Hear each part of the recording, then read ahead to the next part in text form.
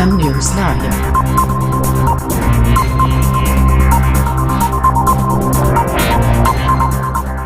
अध्यात्म का शहर, रूहानियत का नगर भागलपुर, सिल्क सिटी भागलपुर अब स्मार्ट सिटी में शुमार हो गया है।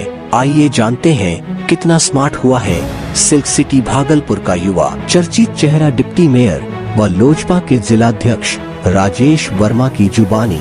भागलपुर को स्मार्ट सिटी में चयन होने को लगभग 5 वर्ष का समय पूरा होने वाला है। स्मार्ट सिटी चयनित योजनाएं स्वीकृत हो चुकी है और निविदा के माध्यम से उसके निर्माण संचालित हो रहे हैं। वहीं स्मार्ट सिटी के अधिकारियों का दावा है 2023 तक स्मार्ट सिटी का काम पूरा हो जाएगा। स्मार्ट सिटी की समीक्षा प्रधान सचिव, प्रमंडलीय आयुक्त और जिलाधिकारी कर रहे हैं। वहीं भागलपुर स्मार्ट सिटी लिमिटेड के कई कार्यों के लिए अभी भी टेंडर की प्रक्रिया ही चल रही है। ऐसे में भागलपुर वासियों के मन में सवाल उठना लाजमी है कि स्मार्ट सिटी क्या वास्तव में स्मार्ट बन पाएगा? अगर हाँ तो कब तक, अगर नहीं तो क्यों नहीं, पूछता है भागलपुर।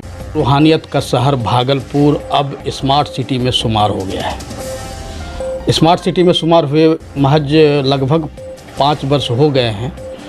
आज हमारे साथ खास मेहमान हैं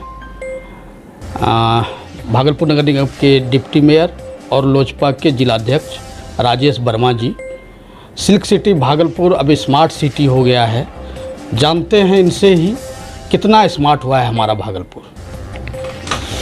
सबसे पहले आपके एन न्यूज़ चैनल के तमाम दर्शकों को हृदय से धन्यवाद कि आपने इस विषय को आज गंभीरता से उठाया है। देखिए, सबसे पहले तो अभी नहीं, भागलपुर को स्मार्ट सिटी का टैग मिलने से लगभग 7 साल पूर्ण हो चुके हैं और इस 7 सालों में सबसे दुर्भाग्यपूर्ण ये रहा कि जिस स्मार्ट सिटी की कल्पना भागलपुर के लोग मिलकर करते, जिस स्मार्ट सिटी को बनाने में भागलपुर के स्थानीय लोगों की भागीदारी सुनिश्चित होनी चाहिए थी, उस स्मार्ट सिटी का निर्णय लेने की जो जवाबदेही है वो DM, SSP, commissioner, municipal commissioner, principal secretary को दी गई। अब आप ये सोचिए कि ये शहर हमारा है। इस शहर के गली चौराहों को जितना बेखूबी यहाँ के लोग जानेंगे, जो डीएम किसी अदर स्टेट से आया है, जो एसपी किसी अदर स्टेट से आया है, जो कमिश्नर किसी अदर स्टेट के हैं, उनको यदि आप ये जवाबदेही देंगे कि वो निर्णय करें और शहर को स्मार्ट सिटी कैसे बने वो बनाएं, तो वो करेंगे जो उनको तमाम कुछ अगल बगल इर्द गिर्द के लोग उनको बता रहे हैं, उस हिसाब से वो निर्णय लेंगे। तो आज ये स्थिति हुई कि जब स्मार्ट सिटी की पहली बैठक हुई और मुझे जाने का अवसर प्राप्त हुआ और कुछ सवाल जब हम लोगों ने वहाँ पर रखा, क्योंकि मेरी प्राथमिकता ये है कि पहले शहर कैसे ट्रैफिक जाम से मुक्ति मिले, शहर का ड्रेनेज सिस्टम कैसे बेहतर हो, सॉलिड वेस्ट मैनेजमेंट में सेग्रीगेट और डिकम्पोजिशन का प्रोग्राम कैसे पूरी तरीके से इस्टेब्लिश हो, उसके बाद शहर के चौक चौराहों को किस तरीके से हम लोग सौंदर्यीकरण करें और घर घर तक कैसे जलापूर्ति सुनिश्चित हो। ये हमारी 4-5 प्रायोरिटी रही। लेकिन जब हम लोगों ने इस विषय को वहाँ रखा तो वहाँ हमारी सोच और जो ब्यूरोक्रेट हैं, जो एडमिनिस्ट्रेशन, उनकी सोच में ज़मीन आसमान का अंतर है। उनके हिसाब से स्मार्ट सिटी का मतलब था किसी एक पार्क में 50 करोड़ रुपये लगा देना, उस पार्क को सुंदर बना देना। उनके लिए स्मार्ट सिटी का मतलब था भैरवा तालाब, जो कि एक तालाब था, उस तालाब को खाली करके 200 करोड़ रुपये उस जगह के सौंदर्यीकरण के लगा देना। जिसके लिए शहर को स्मार्ट बनाने के लिए उनके दिमाग में ये था कि हम लोग स्मार्ट टाउन हॉल बना दें, हम लोग स्मार्ट जो है एक CCC बिल्डिंग बना दें, हम लोग स्मार्ट रोड बना दें। तो आज लगभग पैसा इन चीज़ों में ये खर्च कर चुके हैं। मैं ये नहीं कह रहा हूँ कि हमारी ज़रूरतें नहीं हैं, ये भी हमारी ज़रूरत है। लेकिन जब आज शहर के लोग मूलभूत सुविधाओं से वंचित है, उस जगह पर आपकी प्राथमिकताएं अगर ये रहेंगी कि आप स्मार्ट पार्क, ओपन जिम और स्मार्ट टाउन हॉल और खूब सुंदर जो है एक्वेरियम और वाटर का जो है पार्क बनाने की आप वहाँ बात कर रहे हैं भैरवा तालाब में, तो उन पैसों से मुझे लगता है कि मूलभूत समस्याओं का निजात पाना चाहिए था पहले, ना कि ये हवाई चीज़ और चंद जगहों को बेहतर करने से अच्छा पूरे शहर को बेहतर कर सकते थे। तो शहर को लगता कि हम स्मार्ट सिटी में तब्दील हो चुके हैं। स्मार्ट सिटी लिमिटेड के जो भी अधिकारी हैं, उनका दावा है कि 2023 तक हम तमाम काम कर लें। लेकिन अभी कुछ टेंडर की प्रक्रिया भी चल रही है, कुछ काम भी चल रहा है। आप चूँकि नगर निगम के उप महापौर हैं, डिप्टी मेयर हैं, तो आप इन चीज़ों को कहाँ देखते हैं? कार्य कहाँ तक हो रहा है? गुणवत्ता क्या है? नहीं, मैं तो फिर से उस बात पर आऊँगा कि मेरे नज़र में स्मार्ट सिटी शहर के लोगों को मूलभूत समस्या से निजात दिलाना, और शहर के लोग ये मान लेंगे कि मेरा शहर स्मार्ट सिटी में तब्दील हो गया। मेरे लिए स्मार्ट सिटी का डेफिनेशन कहीं भी ये नहीं है कि शहर में जो है खूब सुंदर पार्क हो और खूब सुंदर जो है वाटर पार्क हो और ओपन जिम हो। ये स्मार्ट सिटी की परिभाषा नहीं है। अभी जहाँ पर लोगों के पास पहनने के लिए कपड़े नहीं, आप तन में कपड़ा नहीं दे रहे हैं और उसको दूर से दिखा रहे हैं कि अगर तुम कपड़ा पहन लोगे तो इतना सुंदर तुम लगोगे, तो पहले कपड़ा देने की बात करें, उसके बाद उसको दिखाएं। ये तो वही बात हो गई, शहर में बाहर में गंदगी पड़ी है और उसको आप बता रहे हैं थोड़ा दूर आगे जाओगे तो खूब सुंदर वाटर पार्क तुम्हारे लिए बना रहे हैं। तो आप किसी एक जगह पर पैसे को केंद्रित कर रहे हैं, ना कि पूरे शहर के आम जनों के लिए कर रहे हैं। और आम जनों को पहले मूलभूत समस्या से समाधान दीजिएगा कि आम जन को पहले जो है वाटर पार्क में खेलने के लिए भेजिएगा और ये करने के लिए भेजिएगा। तो मुझे लगता है कि मेरे नज़र में ये जो अभी भी निर्णय लिया गया है उसमें एक सैंडिस कंपाउंड का निर्णय में मुझे लगता है कि ठीक है, क्योंकि हज़ारों की तादाद में शहर के लोग मॉर्निंग वॉक करने जाते हैं। तो सैंडिस कंपाउंड का जीर्णोद्धार जो हुआ और उसके लिए भी हम लोग सब ने प्रयास किया था, वो एक निर्णय को मैं सकारात्मक मानता हूँ। दूसरा, बाकी जो भी निर्णय है वो प्राथमिकता में नहीं होना चाहिए था, प्राथमिकता हमारी कुछ और होनी चाहिए। बट कमोबेश जो भी निर्णय लिया गया, अब तो जब जो चीज़ें हमारे हाथ में नहीं हैं, जिस चीज़ के लिए हम लोग सिर्फ चर्चा कर सकते हैं, अब जो निर्णय ले लिए गए वो निर्णय धरातल पर उतरे और शहर के लोगों को कुछ बेहतर नज़र आए। इसके लिए हम लोग तमाम लोग यही प्रयास कर रहे हैं, पहले भी आवाज़ उठाई और आगे भी आवाज़ उठाएंगे कि शहर को मूलभूत समस्या से निजात मिले। आप ट्रैफिक जाम एक बड़ा विषय है। अब इसके लिए आप सोचिए कि एक आईएएस और आईपीएस जो कि मतलब सबसे कठिन परीक्षा होती है, उसको पास करके आने वाले अधिकारी कितना खूबसूरत डिसीजन लेते हैं। एक आम नागरिक से ही पूछेगा तो वो हंसने लगता है कि आप ट्रैफिक से निजात पाने का आपने निर्णय ले लिया कि हर चौक चौराहे पर ट्रैफिक सिग्नल लगा दो। आज बिना किसी तैयारी के, बिना सड़क के चौड़ीकरण के, बिना बीच में डिवाइडर के, बिना दूरी को तय किए हुए अभी आप घंटा घर से आप निकले और 500 मीटर में आ गया कचहरी चौक, वहाँ रेड सिग्नल आपको मिल गया। वहाँ से आप निकले बाएं मुड़े घुरन पीर बाबा की तरफ, 300 मीटर में फिर रेड सिग्नल। फिर वहाँ से आप तिलका मांझी की तरफ बढ़े, फिर 300-400 मीटर पे रेड सिग्नल। तो इस तरीके से कौन रेड सिग्नल, कोई हम मेट्रो सिटी में रह रहे हैं या फिर हमारे पास इससे बिना रेड सिग्नल के जाम नहीं लग रहा था जितना रेड सिग्नल लगा के जाम लग रहा है। तो कोई भी चीज़ बिना होमवर्क के यदि आप करेंगे तो बट ऑब्वियस है कि यहाँ पर सिर्फ सर्कस चल रहा है कि अभी मन हो गया सिग्नल लगा दो, कोई होमवर्क नहीं। जब पता चला कि अरे अब तो जाम लग रहा है तो उसको एक और बंद कर दो, अब डिवाइडर पहले लगाएंगे। तो ये बेसिक चीज़ें हैं और इन बेसिक चीज़ों को जिला प्रशासन किस तरीके से चला रहा है, जनप्रतिनिधियों को पूरी तरीके से नज़रअंदाज करके अफसरशाही अपने चरम पर है, लाल फीता शाही चल रहा है। कोई कुछ बोल नहीं सकता है क्योंकि नीतीश कुमार जी ने पूरे अफसरों को एकदम मनोबल टाइट करके रखा है। पूरा जो मर्जी चाहे वो अफसर करे, पदाधिकारी, उनको पूरी छूट है। हमें एक और चीज़ें देखने को मिला शहर में, एक बायो टॉयलेट था और अब है या नहीं है पता नहीं, शायद स्मार्ट सिटी योजना के अंतर्गत ही वो लगा था। हमसे पहले के जो कार्यकाल में मेयर डिप्टी मेयर थे उन लोगों ने निर्णय लिया था, चौक चौराहे पर शौचालय लगाए थे, लेकिन उन शौचालयों में जो है पानी की व्यवस्था नहीं थी। तो वापस से वही बात आती है कि आप बिना होमवर्क के निर्णय ले रहे थे। अभी भी हम लोगों ने अपने कार्यकाल में कई चौक चौराहे पर पक्के शौचालय बनाए हैं और उन शौचालयों को हमने इस बात के लिए आश्वस्त किया है कि जब तक पानी की व्यवस्था सुनिश्चित नहीं होगी तब तक हम लोग उसको शिलान्यास या उद्घाटन नहीं करेंगे। तो मुझे लगता है कि सभी चौक चौराहे पर हम लोग शौचालय का निर्माण जो है वो लगभग पूर्ण होने की स्थिति में। आगामी 1 माह के अंदर अंदर हम लोग सब में पानी के साथ व्यवस्थित करके उसको हम लोग साफ़ सफाई की पूरी व्यवस्था करके हम लोग उसको, पहला प्रयास ये भी है कि हम लोग पीपीपी मोड पे दें, पब्लिक प्राइवेट पार्टनरशिप मोड पे हम लोग उसको दें ताकि उसका मेंटेनेंस हो पाए और लोगों को एक साफ़ सुथरा शौचालय उपलब्ध हो पाए। शहर में जाम की समस्या ही, लेकिन शहर के लोग चाहते हैं कि उसे क्या मिले, सड़क, बिजली, पानी, ये आम जो समस्या जिसको आप बार बार बता भी रहे हैं।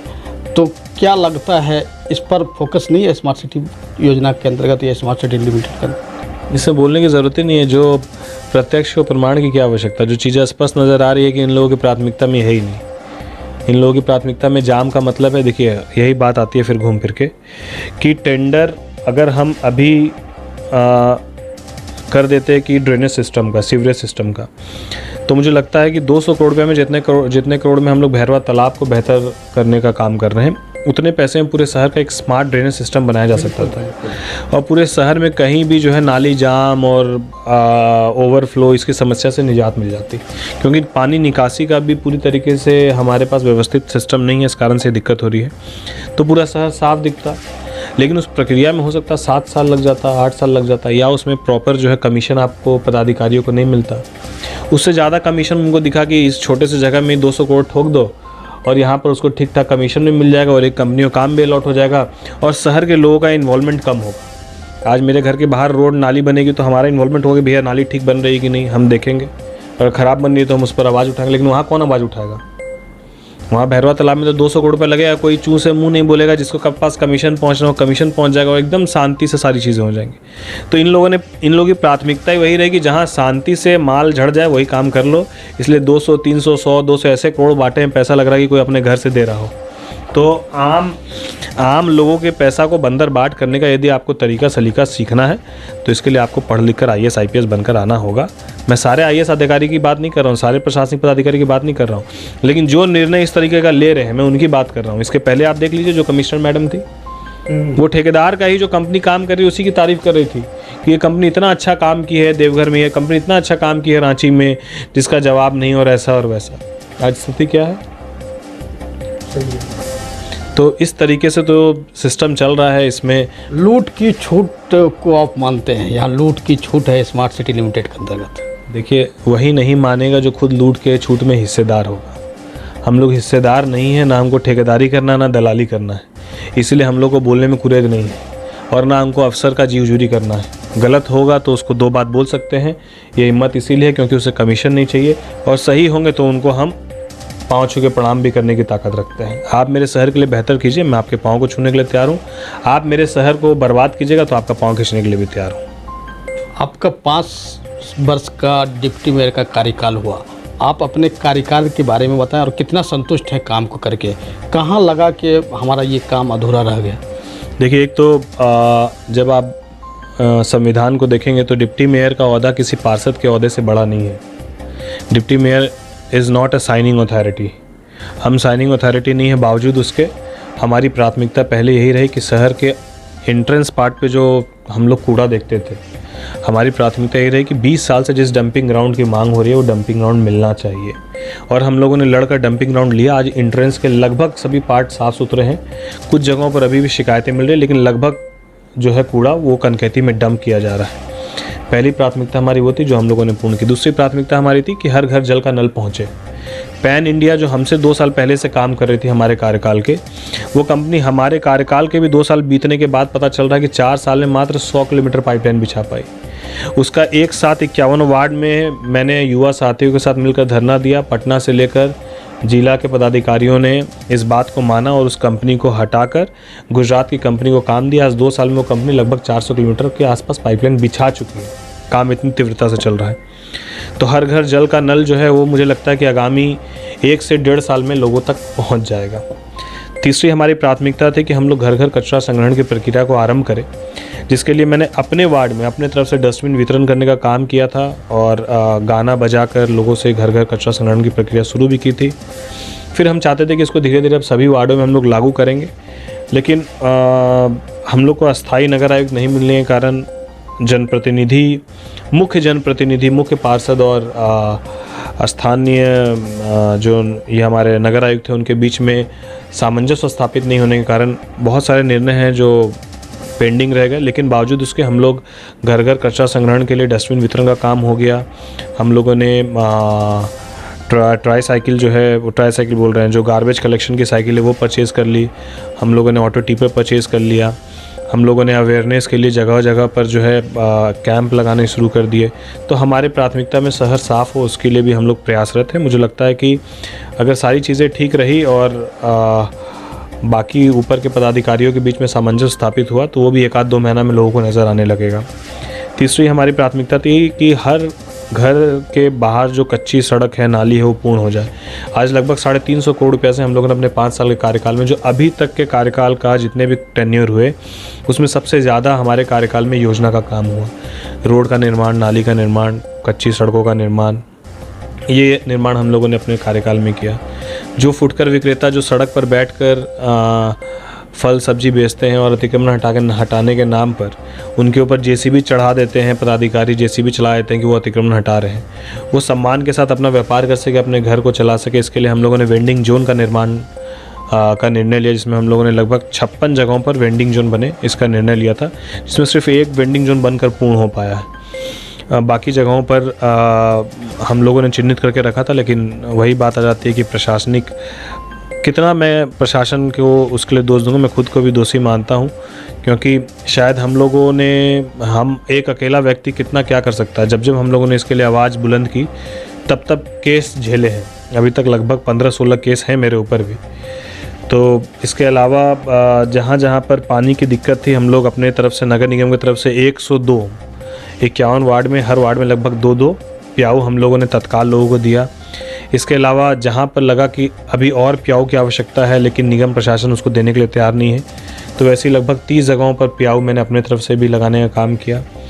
लोगों के सुख में रहें नहीं रहें, दुख में, चाहे वो कोरोना काल हो, चाहे वो ठंड हो, चाहे वो बाढ़ हो, हम लोग अपने तरफ से तन मन धन से लोगों के बीच में रहे। पूरे 5 साल लोगों के बीच नज़र आए और हमने कभी भी जात धर्म मज़हब पर राजनीति नहीं की। 50 साल की मुर्दा राजनीति से बेहतर 5 साल की जिंदा राजनीति को मैं समझता हूँ और वही काम करने की प्रयास करता हूँ। अभी फिर से चुनाव आने वाले हैं, तो जनता से अब क्या अपील करेंगे और क्या होगा आपका चुनावी मुद्दा? देखिए, जनता से मेरा सबसे पहले तो अगर मेयर सीट सामान्य हो जाता है, जनरल हो जाता है, तो मुझे लगता है कि काम करने का बेहतर विकल्प मिलेगा। इसीलिए क्योंकि फिर आप निर्णायक होंगे और इस बार जो निर्णायक जो भी मेयर होगा उसके ऊपर कोई पार्षदों का दबाव नहीं होगा। ये अविश्वास वाली प्रक्रिया पूर्ण रूप से हट जाएगी। और अगर मेयर जनरल होता है और जनता के द्वारा चुनकर होता है तो काम कैसे होता है वो हम लोग दिखा पाने की स्थिति में होंगे। अभी तो उप मतलब चुप, तो अभी तक तो उप मेयर थे, तो उप मेयर को मुख्य पार्षद भी दबाता था, नगर आयुक्त भी केस मुकदमा करके दबाते थे, पार्षद भी अविश्वास का डर दिखाते थे। तो वैसे स्थिति में भी हम लोग कभी दबे नहीं, कभी चुप नहीं रहे, इसीलिए इतनी परेशानी को हम लोगों ने झेला। लेकिन मुझे लगता है जब मुख्य पार्षद बनने का मौका मिलेगा जनता के द्वारा चुनकर, तो ये सारी जो आवाज़ दबाई जाने वाली थी वो आवाज़ बुलंद होकर यहाँ से पटना तक निकलेगी। और आम लोगों की बेसिक मूलभूत समस्याएं हैं, हम लोग 5 साल में उसका निदान करेंगे। चाहे वो वेंडरों की मांग हो, ऑटो टोटो संघ की मांग हो, चाहे वो फुटकर विक्रेताओं की मांग हो, चाहे वो बुनकरों की मांग हो। मतलब एक मध्यम वर्गीय परिवार क्या उम्मीद करता है। आज हमारे आपके घर में लाइट जाने के बाद इन्वर्टर है, इन्वर्टर जाने के बाद जनरेटर है, तो तमाम सुविधाएँ हैं। तो हम लोगों को उस चीज़ का आभास नहीं है। जिस घर में एक लाइट तक नहीं है और उस घर के बच्चे पढ़ना चाहते हैं, जिस घर के बाहर जो है सड़क और नाली बेहतर नहीं है, उस घर के लोग बीमारी से परेशान हैं, जिस घर के आंगन में जो है खाने की पर्याप्त व्यवस्था नहीं है, घर में कमाने खाने वाला कोई नहीं है, उसको सरकारी योजना के तहत कैसे राशन मिल जाए, जिसके ऊपर छत पक्का नहीं है, बारिश में वो छत चूता हो, उसको कैसे इंदिरा आवास योजना के तहत 2 लाख 2.5 लाख मिलकर उसका घर बन जाए। तो हम लोग उस मूलभूत और मध्यम वर्गीय परिवार के बारे में हमारी हमेशा सोच रहती है और हमारी प्राथमिकताओं में हमेशा वो वर्ग रहेगा। जी, बहुत बहुत धन्यवाद आपका हमसे खास बातचीत करने। बहुत बहुत धन्यवाद आपका और आपकी पूरी टीम का।